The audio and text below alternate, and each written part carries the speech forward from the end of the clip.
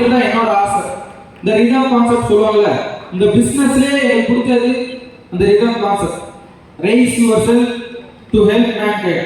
So என் apply எனக்கு வந்து இந்த ட்ரீம்னா என்னன்னு காட்டினாரு.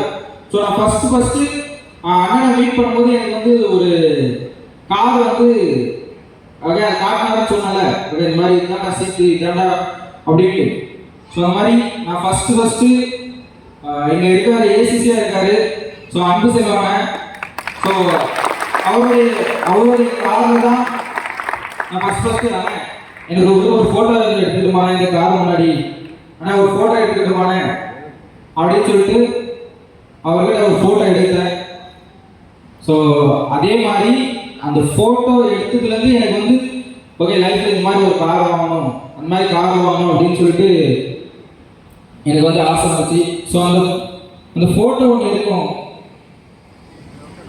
எஸ், ஸோ இதான் ஃபஸ்ட்டு நான் எடுத்த ஃபோட்டோ.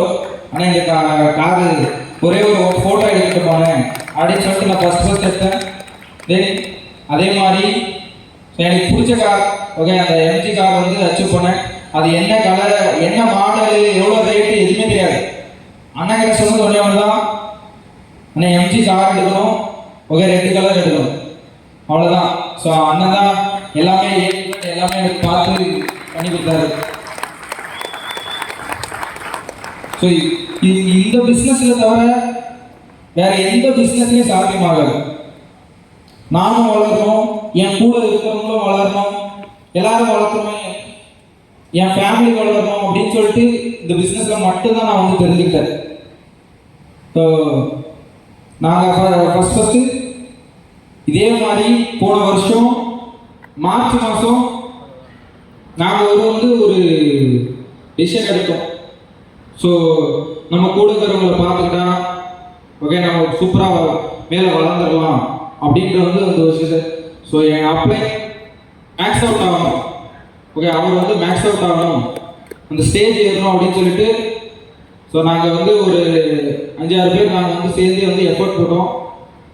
ஸோ அதே மாதிரி என் அப்ளை அந்த மார்ச் மாதம் நினச்ச மாதிரி மேக்ஸ் அவுட் ஆகிட்டாரு.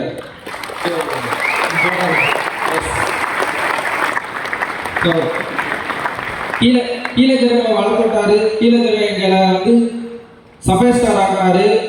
அண்ணா வந்து ஓகே அவரும் மேக்ஸ் அவுட் பிளாட்டினம் ஆகிட்டாரு.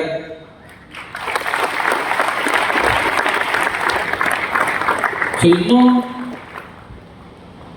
எல்லாருமே 5 வருஷம் இந்த பிஸ்னஸ் வந்து நம்ம நினைச்சிருப்போம். 5 வருஷம் இல்லை, இன்னும் 100 வருஷம்னாலும் நான் அண்ணனோட தான் இந்த பிஸ்னஸ் எடுத்து பண்ண போகிறேன்.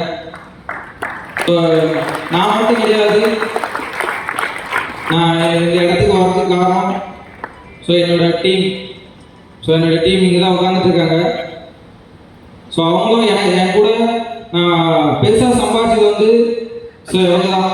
ஸோ எனக்கு வந்து நான் எந்த சொந்தக்கார ஃபங்க்ஷன் இது எல்லாமே ரெண்டாவது.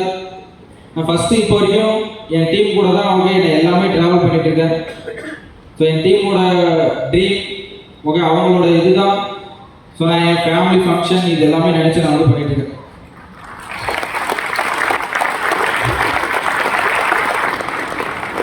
ஸோ நான் இன்னைக்கு இந்த இடத்துல இருக்கேன்னா அது ஒரே ஒரு காரணம், இந்த வீக்கான். ஸோ வீக்கான் அப்போ ஃபஸ்ட்டு நான் திருநெல்வேலிக்கு போயிட்டு ஸோ அந்த வீக்கான் அட்டன் பண்ணேன்.